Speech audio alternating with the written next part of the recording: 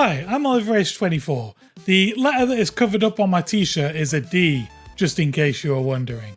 Today is an update video on the game that I'm making. This is what it looked like last week, and then I'm going to show you all of the changes that I've made since then. Now you may notice that the lighting looks different again, and that is because I've changed the entire lighting system. Basically, to get it to look good, you had to bake it. Now when you bake the lighting, you bake it into the scene. Now because I want to make this into a sort of roguelike, you can't really bake the lighting if you don't know what the exact level is going to look like. So I found a plugin on the Unity Asset Store that handles real-time global illumination. The plugin is called Lumina, and it was actually quite quick to get it set up. So now that that's taken care of, the lighting that you see in game right now is dynamic, and no matter what prefabs I throw into the scene, the lighting will always look as good as it does right now. Next change, I added in a screen fade. So now it fades from a black screen into the game. I then wanted to focus on some gameplay mechanics,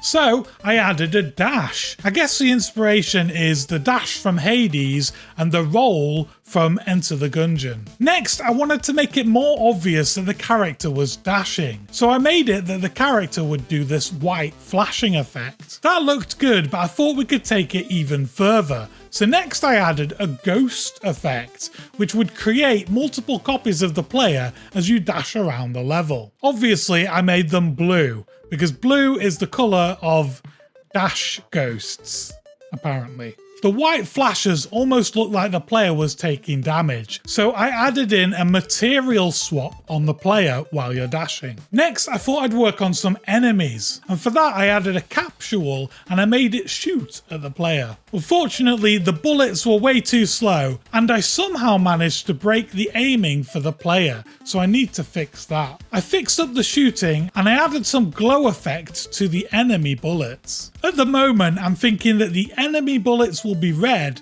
and the player bullets will be white. I added some more enemies in to kind of see how they interacted together, and a weird bug happened where the enemies are now shooting at each other. Even though it's obviously broken, it is actually quite fun to see this sort of interaction of them shooting across at each other. I think we could probably do something later if we had two different types of enemies who were enemies of each other. But I don't have a plan for that. I tried to fix it and it's not quite working, as I don't really know what the enemies are shooting at. I then managed to fix that, but we have a new issue now. The enemies are able to walk through each other, and it looks a bit weird. So to fix that, I just added colliders and rigid bodies and made it so enemies can collide with other enemies. This is now working, so the enemies can no longer walk through each other. At the moment, there's no logic for how the enemies pathfind towards the player. You can see the enemies kind of move backwards, and that's because the bullets at the moment don't get destroyed when they hit the enemy. So at the moment, a bullet hits an enemy and it pushes it back infinitely off into the distance. And that's the end of this week's video. If you enjoyed it, please like, leave a comment and hit subscribe. And hopefully I'll see you in the next one. Goodbye.